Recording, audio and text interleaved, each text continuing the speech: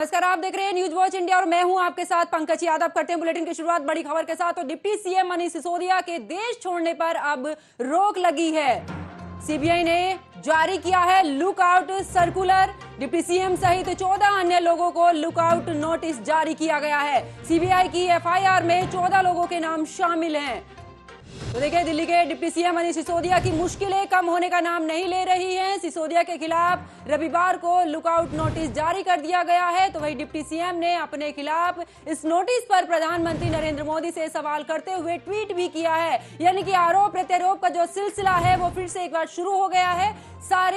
साथ ही आपको ये बता दें कि सारी रेड फेल हो गई है, कुछ नहीं मिला है। ये डिप्टी सीएम मनीष सिसोदिया की तरफ से ट्वीट में कहा गया। साथ ही उन्होंने ये भी कहा है कि एक पैसे की हेराफेरी नहीं मिली है। अब आपने लुकआउट जो नोटिस जारी किया है कि मनीष सिसोदिया मिल नहीं रहा है, ये एक नौटंकी है। तो आपको बता दें कि साथ ही उन्होंने ये भी कहा है कि मैं खुलेआम दिल्ली में घूम रहा हूं, बताइए कहां आना है आपको, मैं मिल नहीं रहा हूं। वहीं आप संयोजक अरविंद केजरीवाल ने भी केंद्र सरकार पर निशाना साधते हुए ट्वीट किया है। उन्होंने कहा है कि ऐसे समय में आम इंसान महंगाई से जूझ रहा है, करोड़ों की संख्या में युवा बेरोजगार हैं, लेकिन केंद्र सरकार को सभी राज्य सरकारों के साथ मिलकर बेरोजगारी और महंगाई से लड़ना चाहिए। उसकी बजाय ये पूरे देश से लड़ रहे हैं। और साथ ही इस दौरान ये भी कहा है कि जिस तरीके से रोज सुबह उठकर सीबीआई ईडी का खेल शुरू कर देते हैं, ऐसे में देश कैसे तरक्की करेगा। बता दें कि कथित आबकारी घोटाले मामले में मनीष सिसोदिया सहित कुल 13 लोगों के खिलाफ लुकआउट सर्कुलर जारी हुआ है, जिसमें कि कोई भी जिनके खिलाफ ये नोटिस जारी हुआ है वो देश छोड़कर नहीं जा सकते। इससे पहले भी 20 अगस्त की सुबह सीबीआई ने मनीष सिसोदिया के घर पर छापेमारी की थी। ये छापेमारी 14 घंटे तक चली थी। तो देखिए, दिल्ली के डिप्टी सीएम मनीष सिसोदिया के खिलाफ लुकआउट नोटिस जारी हो चुका है। उनके साथ ही 14 लोगों के नाम भी शामिल हैं। सीबीआई की तरफ से एक एफआईआर दर्ज की गई थी। तो डिप्टी सीएम मनीष सिसोदिया अब देश छोड़कर नहीं जा सकते हैं। उनके खिलाफ सीबीआई ने लुकआउट सर्कुलर, एक नोटिस जो है वो जारी कर दिया है।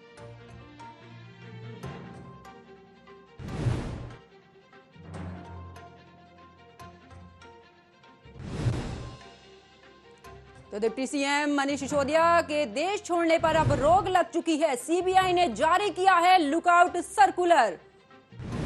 साथ ही डिप्टी सीएम सहित 14 अन्य लोगों के खिलाफ भी ये लुकआउट नोटिस जारी किया गया है। सीबीआई की एफआईआर में 14 लोगों के नाम शामिल हैं।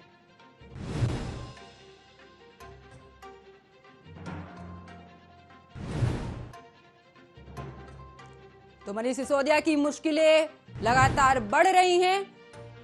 बीते 2 दिन की बात करें तो सीबीआई ने छापेमारी की थी, जहां इस दौरान 14 घंटे ये छापेमारी रही है। तो वही आज फिर से सीबीआई ने मनीष सिसोदिया के खिलाफ लुकआउट नोटिस जारी कर दिया है। अब डिप्टी सीएम मनीष सिसोदिया देश छोड़कर बाहर नहीं जा सकते हैं। इस मामले में 14 अन्य लोगों को भी नोटिस जारी किया गया है सीबीआई की तरफ से। तो सीबीआई की एफआईआर में 14 लोगों के नाम शामिल हैं। डिप्टी सीएम मनीष सिसोदिया के देश छोड़ने पर अब रोक लग चुकी है। आरोप प्रत्यारोप का सिलसिला लगातार जारी है। बात अगर डिप्टी सीएम की करें तो मनीष सिसोदिया ने ट्वीट करके बीजेपी पर निशाना साधते हुए कहा है कि मैं दिल्ली में हूं, इस तरीके से नोटिस जारी करना सही नहीं है। तो वहीं बीजेपी की बात करें तो बीजेपी की तरफ से भी कपिल मिश्रा हो या फिर मनोज तिवारी, हर एक किसी का बयान सामने आ रहा है।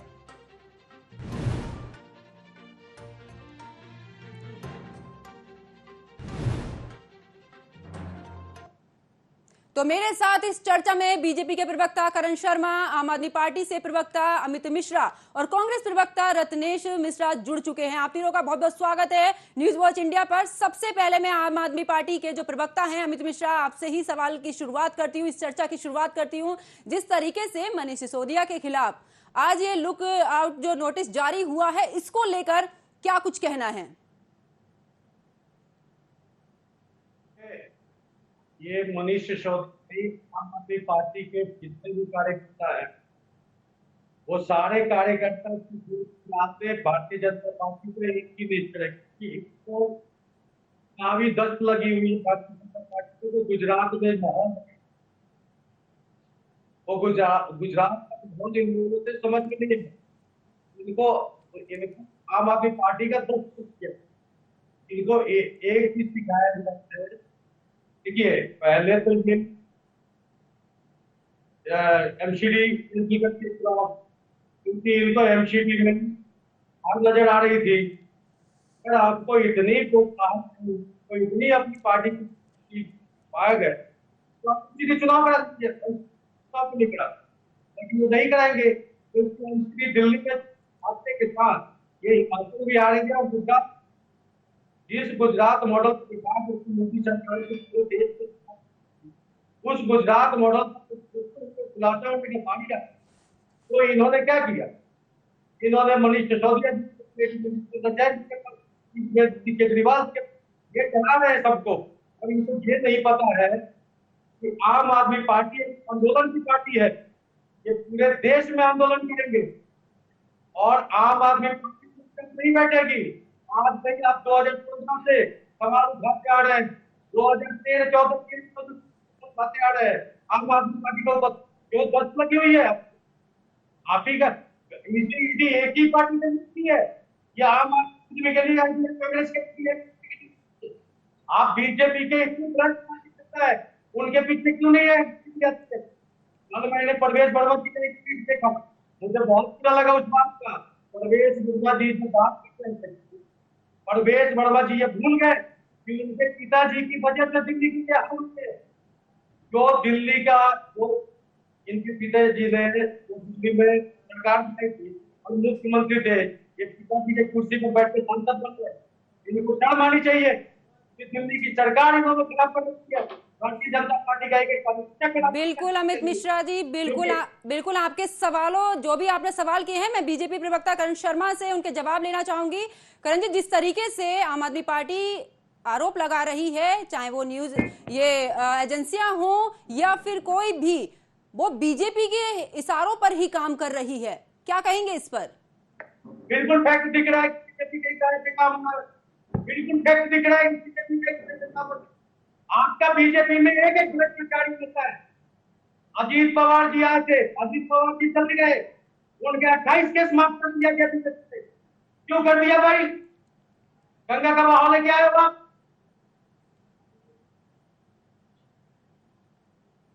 आपके पार्टी में आकर के सारे पाप भूल जाते हैं, सारे पाप भूल जाते हैं।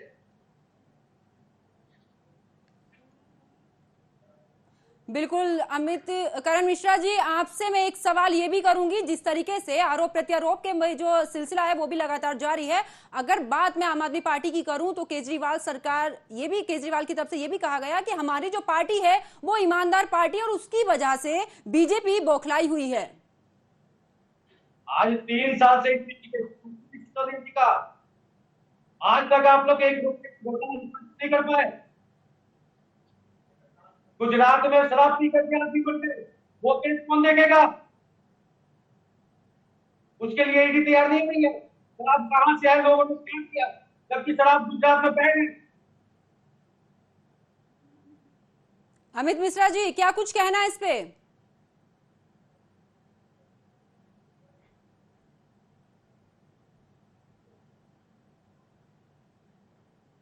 देखिए, कांग्रेस के प्रवक्ता रत्नेश मिश्रा भी हमारे साथ जुड़े हुए हैं। रत्नेश जी, जिस तरीके से अब जो सीबीआई का शिकंजा मनीष सिसोदिया के खिलाफ एक बड़ी कार्रवाई, लुकआउट जो नोटिस है वो जारी किया गया, इस पर आप क्या प्रतिक्रिया देंगे? देखिए, जहां तक कांग्रेस पार्टी का मानना है, ये जो आम आदमी पार्टी है, ये लोग तथाकथित ईमानदार हैं। कौन से तथाकथित ईमानदार? इनकी ईमानदारी मैं आपको बताता हूं। इनका एक मंत्री है जो हवाला का पैसा मैनेज करता है, एक मंत्री पूरा इनका जितना क्या कहते हैं, शराब से जो भी ठेके से जो भी घोटाले का पैसा आया उसको मैनेज करता है, और इन दोनों का जो मैनेज किया हुआ कमीशन है इनके सर्वोच्च नेता अरविंद केजरीवाल से पहुंचता है। इसमें 4 मुख्य लोग हैं, मैं आपको उन चारों के नाम बताता हूं। संजय सिंह, एक वो जैन साहब जो हैं, और जो दूसरे मनीष सिसोदिया, और चौथे अरविंद केजरीवाल।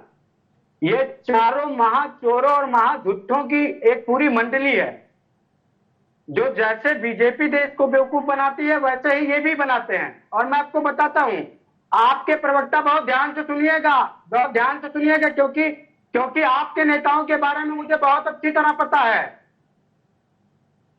रत्नेश तो मिश्रा बोलने जी, दीजिए, बीच में मत टोकिएगा, बीच अमित में मत मिश्रा जी, टोकिएगा। अमित मिश्रा जी, बीच अमित मिश्रा जी, अरे अमित जी, अभी आपको बीच में मत बोलिए भाई। अमित जी आपको भी बोलने का मौका दिया था और आपको भी आगे भी बोलने का मौका दिया। रत्नेश जी आप अपनी बात कंटिन्यू रखिए।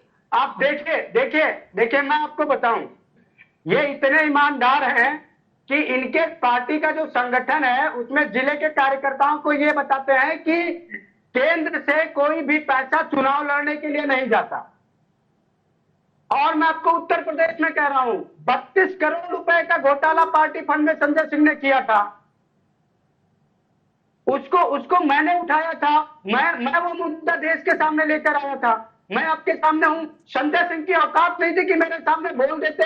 आज तक से मेरे सामने उठ के भाग गए, एबीपी न्यूज से मेरे सामने से उठ के भाग गए, रिपब्लिक से मेरे सामने से उठ के भाग गए। तो इनके ये नेता, भगेड़ू नेता बताते हैं कि ईमानदारी क्या होती है।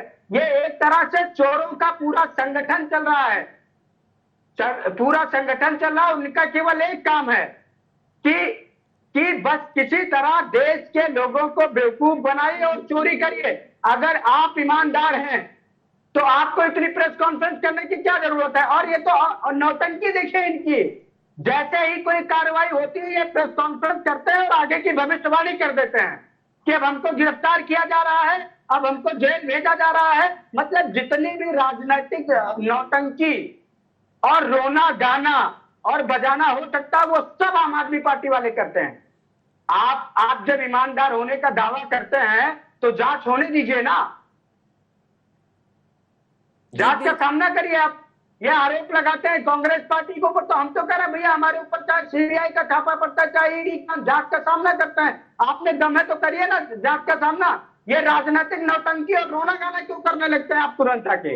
इनके 5 प्रवक्ता एकदम लग गए कि बस अब उठा के पार्टी को बचाना है किसी तरह। क्यों? क्योंकि इनकी जो भी राजनीतिक नौटंकी और जो भी भ्रष्टाचार है वो अब धीरे धीरे जनता के सामने आ रहे हैं। बिल्कुल रत्नेश जी, आपके इन सवालों का जवाब हम अमित मिश्रा से लेंगे। अमित जी, आपके 5 नेताओं पर सीधे तौर पर कांग्रेस निशाना साध रही, क्या कुछ कहेंगे इस पर? आवाज इनका आ नहीं कह रहा था कि इनका आवाज, तो एक बार इनका प्रश्न मुझे देखिए, आपके 5 जो नेता हैं उन पर सीधे तौर पर कांग्रेस सवालिया निशान खड़े कर रही है कि अगर आप जिस तरीके से कोई भी नोटिस जारी होता है या कोई भी कार्रवाई होती है उसको लेकर आपकी तरफ से, आपकी पार्टी की तरफ से प्रेस कॉन्फ्रेंस करके उस पर सफाई दी जाती है। तो अगर आप ईमानदार पार्टी की बात करते हैं तो इस तरीके से फिर सफाई देने वाली बात कैसे निकल के सामने आ रही है? देखिए, ये कहते हैं कोतवाल को, ये भ्रष्टाचार अगर नहीं करते इनकी स्थिति ऐसी जैसी होगी। पहली बात, इनके अगर प्रधानमंत्री की बात करें, हम देख रहे हैं चोरी इनकी आवाज गूंज रही है। आवाज सही कर रहा है पीसीआर, इनकी आवाज सही करिए पहले। मिट्टी बराबर हो गई है। आज इनको कोई पूछता नहीं। ये तो आपने न्यूज चैनल की बहुत बड़ी प्रशंसा है कि कांग्रेस को आपने मौका दिया है तो बैठ जाओ, क्योंकि ये डिबेट में बैठते हैं। कांग्रेस की इतनी ये अपने कॉलर में नहीं ढांकते। ये पूरे देश में जितने सांसद थे, सांसद का एक एक कार्यकर्ता ये सारे चोर थे, ये बात नहीं बता पा रहे। इनके पप्पू क्या कर रहे हैं ये बात नहीं बता रहे। आज इनको लड़ाई बीजेपी के साथ, ये आम आदमी के पास आ गए। 5 आरोपी आम आदमी पार्टी ने लेकर दिए, 5 पे 5 केस भी आम आदमी के पास। सीबीआई अपना काम करता है, सीबीआई जांच कर रही है। कोई केस अभी आरोप साबित नहीं हुआ, कांग्रेस ने पहले साबित कर दिए। आपको लड़ाई लड़नी है बीजेपी से, आपको लड़ाई आम आदमी से लड़ने की है। आप एक बोल रहे हो कि आप देश के दूसरे नंबर पर पार्टी थे, लेकिन आज आपकी नीति आम आदमी क्या समझो कि मायावती से भी बदतर हो गई है, जो बहुजन समाजवादी पार्टी हो गई है उससे भी ज्यादा। और आप लोग उठेंगे नहीं, क्योंकि देश में 2 ही पार्टी रह गई है। जब से आम आदमी पार्टी पंजाब में सरकार बनाई, भारतीय जनता पार्टी को 10 तक, क्योंकि हमने जो जीता अभी तक कांग्रेस से जीता था। जो भी जीत दिल्ली में जीता कांग्रेस को हरा के जीता, पंजाब में जीता, कांग्रेस पहाड़ में जीता। दिल्ली में पहली बार एनसीपी की सरकार भारतीय जनता पार्टी की और आम आदमी पार्टी की जीत हो रही थी। अब ये दस्त लग गई इसी बात पे कि गुजरात में चुनाव है, वो कैंसिल करा दी, ये जीत जाएगा एनसीडी से। तो बात तो वहां पड़ेगा कि जो भ्रष्टाचार है, जो बेईमान है, जो पानी पे खा रहा है, वो पार्टी कंटिन्यू निरंतर जीत रही है। इनके पास गुजरात से पहले जवाब नहीं है।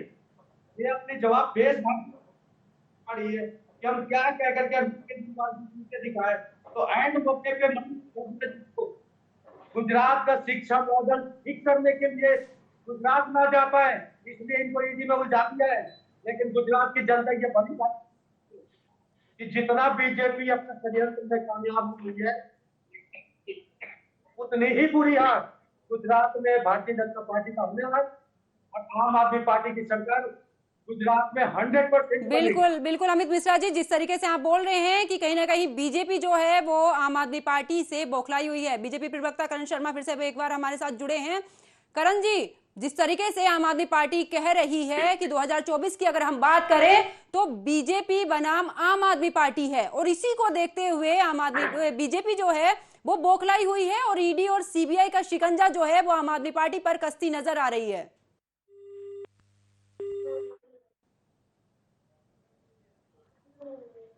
बीजेपी प्रवक्ता करण शर्मा से हमारा संपर्क नहीं बन पाया है, फिर से उनसे जुड़ने की कोशिश करेंगे। तो कांग्रेस प्रवक्ता रत्नेश मिश्रा से सवाल करते हैं। रत्नेश जी, जिस तरीके से ये बोल रहे हैं कि आपकी जो भी जांच इस बीच पहले हुई है उसको लेकर आप भी कहीं ना कहीं बौखलाते हुए भी नजर आए, आप सही तरीके से उस जांच से नहीं संतुष्ट थे, या उस जांच को लेकर चाहे वो आप आंदोलन की बात करें तो आपकी तरफ से भी आंदोलन किए गए थे, इसको लेकर क्या कहेंगे? तो हमने कब कहा इनके कार्यकर्ता सड़क पे उतरे भाई, अपने नेता के साथ खड़े हों। आप मुझे एक चीज बताइए, हमारे यहाँ सोनिया जी और राहुल जी को ईडी ने बुलाया था, हमारी पार्टी में कभी सोनिया जी और राहुल जी कोई प्रेस कॉन्फ्रेंस करने गए? प्रियंका गांधी जी कोई प्रेस कॉन्फ्रेंस करने गई? नहीं गई ना। इनके यहाँ क्या चला, अब आपको बताते हैं। इन्होंने अभी एक बात बोली कि ये वर्तमान की जो शासित सरकार है उससे ये लड़ेंगे, उनका मुकाबला उससे है। ये कहीं मुकाबले में नहीं है। अगर इस पूरे देश में केंद्र में बैठी भाजपा को कोई पार्टी मुकाबला दे रही है, चुनौती दे रही है, तो वो कांग्रेस है। और मैं आपको एक चीज बता दूं कि इनका दावा इसलिए खोखला है क्योंकि बिना उत्तर प्रदेश को जीते आप कभी देश में प्रधानमंत्री नहीं बना सकते। और शायद अमित शर्मा जी को पता नहीं है कि इनकी पार्टी 389 सीटों पर उत्तर प्रदेश में चुनाव लड़ी थी, जिनमें से 386 पे जमानत जब्त हुई है। और सुनिए, 3 जगह जहां इनकी जमानत बची भी है वहां पर भी इन्होंने एक पूर्व सांसद के बेटे को टिकट दिया था जिसका खुद का वोट बैंक था। अभी बीच में मत बोलेगा, चुप रहिएगा। दूसरा इन्होंने एक इनकी कोई गाजियाबाद से प्रत्याशी थी, उनका बचा था। बाकी सभी लोगों का क्या कहते हैं जमानत जब्त हो गया। अब मैं आपको पूर्वांचल के कुछ जिलों के आंकड़े देता हूं, कुछ विधानसभा सीटों के। गोंडा जनपद की मनकापुर जो सुरक्षित विधानसभा सीट है, इनका यहां पर प्रत्याशी ही नहीं था। आज अमित मिश्रा जी बिल्कुल, अमित मिश्रा जी आपके पास आएंगे। लगती है क्या अमित मिश्रा जी रत्नेश जी, सच्चाई सुन के इतना परेशान हो रहे हैं क्या? अरे सुनिए तो मैडम सुनिए तो, इनकी पार्टी की हालत ये है कि रत्नेश जी मैं आपके पास वापस लौटूंगी। इसी के साथ बीजेपी प्रवक्ता करण शर्मा भी एक बार फिर से मेरे साथ जुड़े हैं, उनसे भी चर्चा में सवाल करते हैं। करण जी, जिस तरीके से अगर आम आदमी पार्टी की बात की जाए तो आम आदमी पार्टी का ये कहना है कि साल 2024 में अगर कोई पार्टी है तो वो बीजेपी बनाम आम आदमी पार्टी है, और इसी की वजह से हार को लेकर बीजेपी जो है वो एजेंसियों के कंधे पर बंदूक चलाते हुए आम आदमी पार्टी को निशाना बना रही है, इसको लेकर क्या कहेंगे? बोलते हैं हाथ कंगन को आरसी क्या और पढ़े लिखे को फांसी क्या। तो 2024 में दूरी ही कितना है जो बीजेपी के सामने आम आदमी पार्टी को हम लोग एक छोटे बच्चे की तरह देखते हैं। और अभी मैं कांग्रेस के जो हमारे प्रवक्ता है उनकी बातों को सुन रहा था, तो मैं उनको ये कहना चाहता हूं कि जिनके खुद के घर शीशे के होते हैं वो दूसरे पर पत्थर नहीं मारना चाहिए। जब इनके राष्ट्रीय अध्यक्ष के कांग्रेस के आला कमान सोनिया गांधी के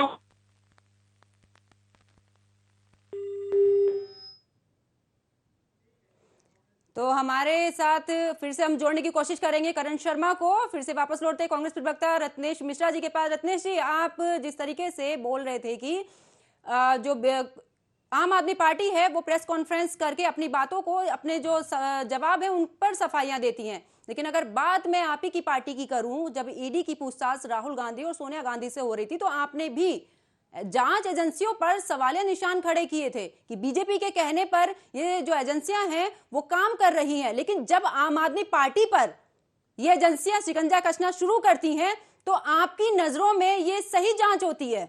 ये दोहरीकरण कैसे है? तो क्यों? क्योंकि आम आदमी पार्टी और भारतीय जनता पार्टी एक ही सिक्के के दो पहलू हैं। एक ही सिक्के के दो पहलू हैं। आप मेरी बात को बहुत ध्यान से सुनिएगा। इनको समझने के लिए भारत की कुछ राजनीतिक संरचनाओं को समझना होगा। ये जिस आंदोलन से पैदा हुए वो आंदोलन किस पार्टी की सरकार के खिलाफ किया गया था, और उस आंदोलन के बाद केंद्र में किस पार्टी की सरकार बनी, और उस आंदोलन को खड़ा करने वाले आदरणीय अन्ना जी का किस संगठन से संबंध था। वो बहुत पुराने आरएसएस के व्यक्ति हैं। तो आरएसएस के व्यक्ति के द्वारा खड़ा किया गया आंदोलन और उससे जन्म होता है एक पार्टी का। आप क्या सोचती हैं कि वो आरएसएस की विचारधारा को हटा देगा? गलत सोचते हैं लोग। बीजेपी बड़ा बेटा है आरएसएस का और आम आदमी पार्टी आरएसएस का छोटा बेटा है। यानी कि आपका साफ तौर पर ये कहना है कि आम आदमी पार्टी आरएसएस के ही नक्शे कदम पर चल रही है। मैं अपनी बात कंप्लीट कर लूं, उसके बाद मैं अपनी बात कंप्लीट कर लूं। दूसरी बात, आप एक चीज देखिएगा, भारतीय जनता पार्टी जो खुलकर नहीं कर पाती। अरे भैया सुन लीजिए, सुन लीजिए। शर्मा जी सुनने की आदत डालिए, संजय सिंह मत बनिए। शर्मा जी सुनने की आदत डालिए, संजय सिंह मत बनिए। संजय सिंह मत बनिए, सुनने की आदत। अमित जी आपसे भी, संजय सिंह मत बनिए। अमित जी आपके पास में वापस लौटूंगी। रत्नेश जी को उनकी बात पूरी करने दीजिए। आपके भी पास में वापस लौटूंगी। अरे भैया अमित जी आपको भी बोलने का मौका दिया जाएगा। केवल बोलते हैं, सुनते नहीं।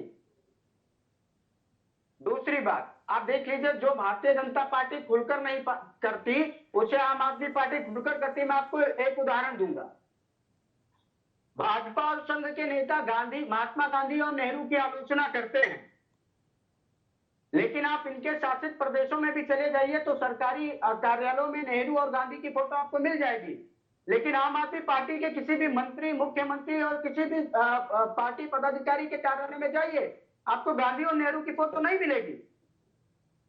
तो इन्होंने तो भारत की आइडियोलॉजी को रखने वाले गांधी और नेहरू को सीधे ही गायब कर दिया। तो मतलब जो बीजेपी खुलकर नहीं कर पाई उन्होंने खुलकर कर दिया। दूसरी बात, ये जैसे आरएसएस अपने स्वयं सेवकों की शाखा लगाता है, इन्होंने तिरंगा शाखा चलाई। इनके नेता उत्तर प्रदेश में संजय सिंह घूम घूम कर संघ का प्रचार कर रहे हैं, संघ की आइडियोलॉजी का प्रचार कर रहे हैं। बीजेपी ने कभी संसद और विधानसभा में यह खुलकर नहीं बोला कि हम राम मंदिर का निर्माण करवाएंगे। उसने बार बार कहा कि जो भी न्यायालय से निर्णय आएगा उससे कराएंगे। ये उससे भी आगे निकल गए। इनका मुख्यमंत्री, और ये तो इतने बड़े पलटू राम हैं, इनके मुख्यमंत्री जी कहते हैं हमारी नानी कहती थी कि जिस पर मस्जिद तोड़ के मंदिर बनेगा वहां भगवान नहीं रह सकते। और जैसे ही मंदिर बनने लगा गजब टोपीबाज आदमी निकले, सबसे पहले दर्शन करने पहुंच गए।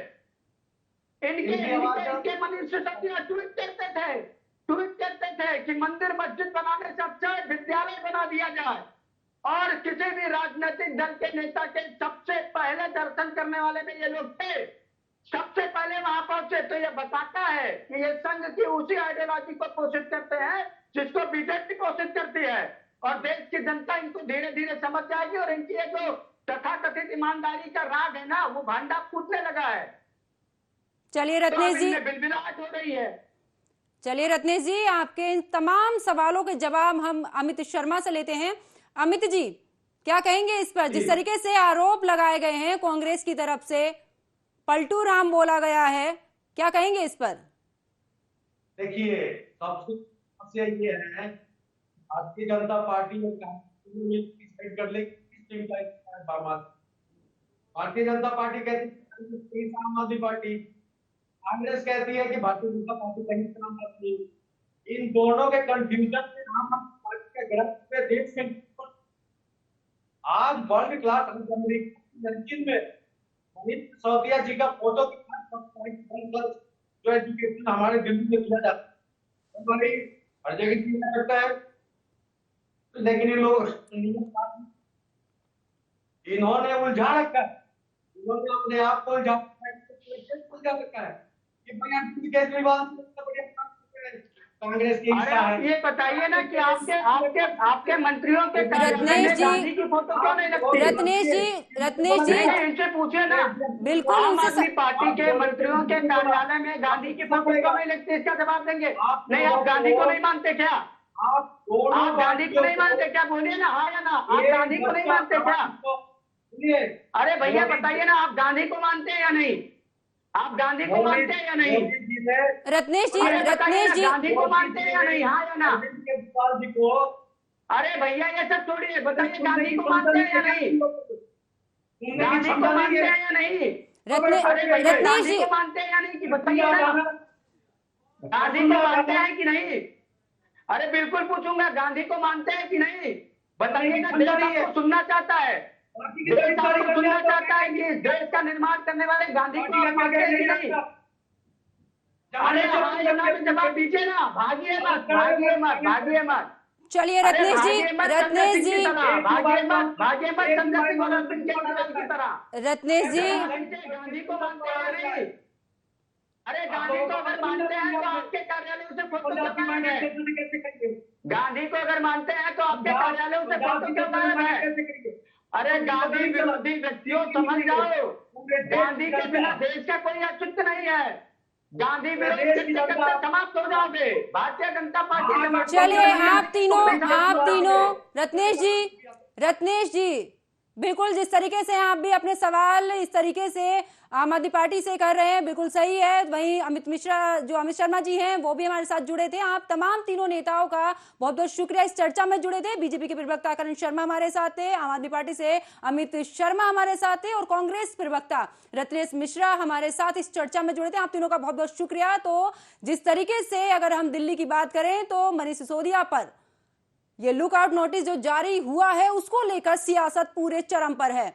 अगर आम आदमी पार्टी की बात करें तो वो बीजेपी बनाम आम आदमी पार्टी 2024 को लेकर लगातार निशाना साधती आ रही है, और ये भी कहती नजर आ रही है कि अगर जनता आम आदमी पार्टी के कामों को लेकर खुश है तो कहीं ना कहीं बीजेपी को इस चीज का डर सता रहा है कि साल 2024 में अगर आम आदमी पार्टी की जीत होती है तो बीजेपी कहीं ना कहीं अपना अस्तित्व खोती नजर आएगी।